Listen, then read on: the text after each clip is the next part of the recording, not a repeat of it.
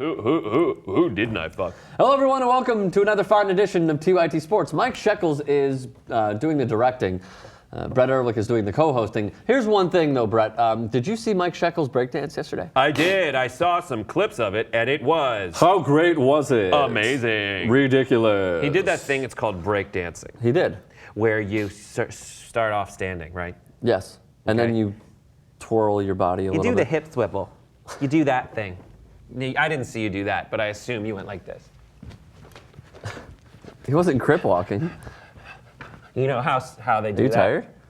Now I am. Yeah. Well, no, it's more the heavy breathing that you do. You go like this. You like get ready, Yeah. and then you're like, all right, what's gonna happen? What's gonna happen? Oh, and then it's just like this. They can't see you. I should have Instagram videoed him on the ground. So Brett is ready. A Yes. J.R. Jackson tradition that we have done. Mike Shekels, if you will come over, please. On every Friday, this is how we like to start out each show before we get into our content. And not only that, before Brett Ehrlich gets to discuss the Los Angeles Lakers and possibly Mike D'Antoni being fired. So we could even talk about it as we're doing this. I would like to also add, I am tired now. Oh, I'm very tired. No, just from what I was doing. Oh. From being on the floor. I'm tired from going out last night and being awesome. What are you tired from? Staying in, being awesome. Cool. Guys, I fell asleep at midnight last night. When did you go to sleep, Ricky? About 3:45. 3:45. It's almost today. Shekels. Shekels. Down. Cheers, everyone. And in. Oh, barely a shot. What is that, grenadine? Oh. Was that straight grenadine? Whew. Oh, someone pour coffee in my mouth.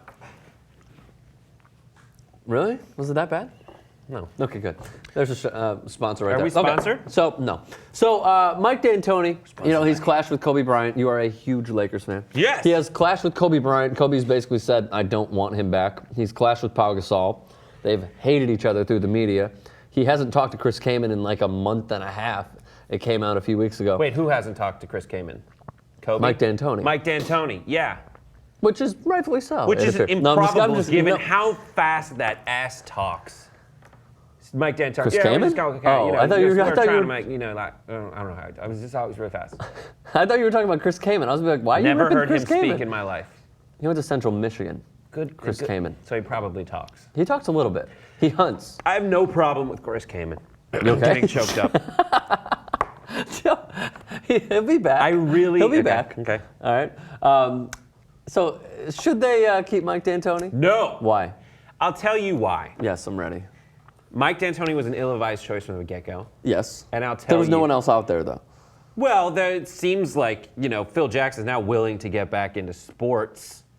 And Phil Jackson literally said, I need 2 days to talk to my doctors, according to the reports that I've read, and then I'll get back to you about working for the team. And he also wanted full control of basketball operations. Well, absolutely. Which Jim Buss would not let which him he do. absolutely deserves because he knew that Jim Buss is an idiot, the kind of idiot who, as a response, will hire Mike D'Antoni.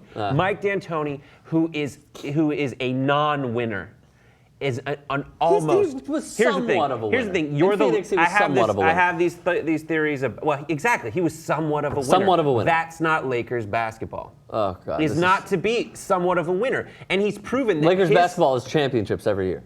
Well, Lakers. They and the Celtics have the most championships. Understood. So Lakers basketball, it's like the Yankees. You win or the season is just a lost cause. Well, once you think of, am I going to hire D'Antoni? Now I need to think of what team do I have and what am I able to do with them? Now, D'Antoni, time and time again, Suns, Knicks, finds that he will just fixate on one element of the game and run it into the ground till he breaks it. Offense.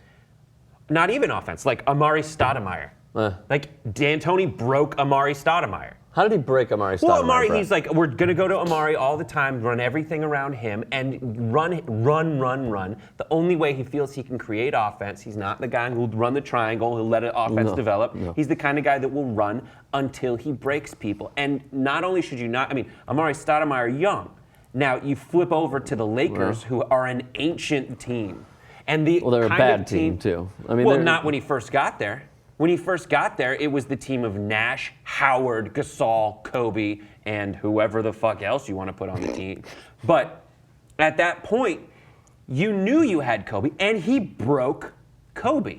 By playing him too much. He broke Nash, who was already old. Okay, but you can't have that run and gun, high octane offense when you have old guys. people. I totally understand that. But on the flip side, playing devil's advocate, with the Kobe point, he wanted to play those minutes. Kobe wanted to play 36, 37 minutes. Sure, of course he does. And a kid wants 1,000 pounds of candy. You shouldn't give it to him.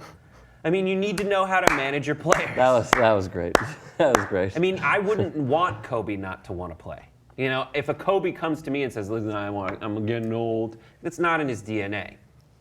Kobe's not going to come and say, like, "Listen," I mean, Kobe, the guy who goes to Germany in the off season to get surgery, experimental surgery, and rando stuff like platelets put in his knee, whatever that not is. Semen. It's not semen. It's not semen. I don't know. Not you semen. know, there was that whole not thing semen. where they tried not semen. Yeah. That was good. That thing where they tried to clone Hitler. And if you watch Archer, that's Krieger. I hate to say it. I've seen season 1. And that's why this is so much like Archer. The Lakers. Yeah, but it's ridiculous. I want Kobe to want to play, and Kobe's gonna want to play. He's gonna play. And he's gonna play He'll until be fine. he breaks. Next year he'll be fine. Will he? Yes, I really believe he'll be fine. He was supposed to be fine this year, but what it was is that year, 2 years ago or whatever, when Kobe broke toward the end of the season, it was what everybody saw coming, which was that D'Antoni was going to overrun that team of veterans in something that San Antonio would never do. No.